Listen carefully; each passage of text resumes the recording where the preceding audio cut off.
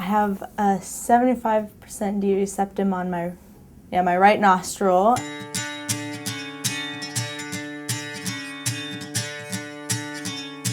I'm gonna have to have a graft put right here in like the pinch that I have in my nose. We're gonna reduce the size of like the front and shave it down from the side. And then it's kind of like bulby in the front right here, so hopefully, you know, that's more shaped and defined. So basically, I'm just hoping for like a smaller, defined nose. The biggest concern that she had was her profile. She had a large hump. She was unhappy with that. But you know, during the consultation, we also addressed the tip, and she wanted to see, is there a way to make my tip smaller but look natural? I knew that I started having trouble in my breathing, but I never really thought about fixing it or anything. So when I had a consultation here, and I felt comfortable, and I liked Dr. Nassif, so I went through with it. Just talking to him, I saw that he actually knows what he's doing, so I felt comfortable. And then when I came, and I was still nervous yesterday, even when I came for my pre-op, I was still like, wait, am I actually doing this right now, you know? I was seriously on the verge of tears. Yeah, I didn't know what to do. But after talking to him and having him explain everything and going through all of that, I was completely relaxed after. So now I'm nervous in a good way.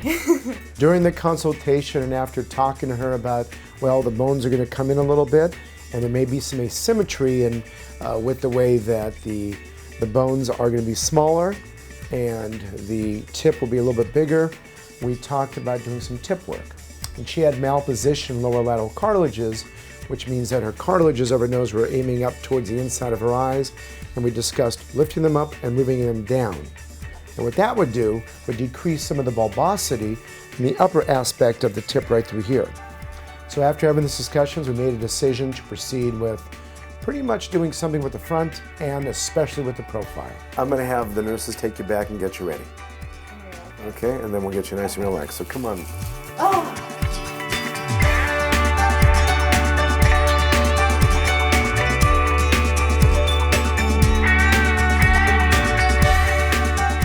During surgery, the initial aspect of it was a septoplasty and rhinoplasty. When I did look inside her nose, you know, during the surgical aspect, there was some deviation of her septum. In addition, I needed some cartilage to use for her rhinoplasty. So after that was performed, we performed an open rhinoplasty. And the initial aspect was to take the hump down. And we did about 6 millimeters of hump reduction, which is a good amount. After the hump was removed, we also wanted to make sure that the middle part of the nose, called the middle vault, wouldn't collapse. So we put small spreader grafts in. Following the work on pretty much the whole upper aspect of the nose, then was the tip work. And the tip work included a cephalic trim, which means making the cartilage a little smaller in the tip, and repositioning the tip cartilage. And basically we spent a lot of time working on her tip, making sure that it was smaller, but still the foundation was still solid so that it wouldn't collapse. I'm extremely happy with my result. I think she's gonna love it. The hump is gone, the tip is softened, everything she wanted is gonna be there. In addition, she's gonna breathe a lot better.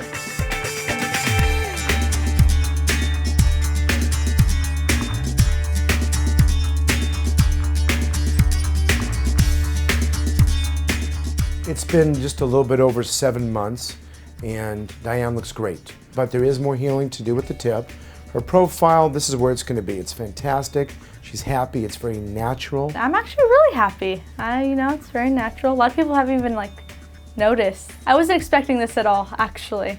I mean, I wasn't expecting such a natural look. When he said that he goes for the natural look, I didn't really understand what he meant, but he really exceeded my expectations, I'd say. She's going through the normal healing phase, and for the tip, it takes a total of 2 years. And what's interesting, even at a year, you think that the person's nasal tip is healed, but especially with thick skin, you can still see healing between year 1 and year 2. The thing is, I never really realized how bad my breathing was till after. I didn't really notice that it was an actual problem. That first breath I took after he took out all the packing and all that, let me tell you, that was the best breath I've ever taken in my life.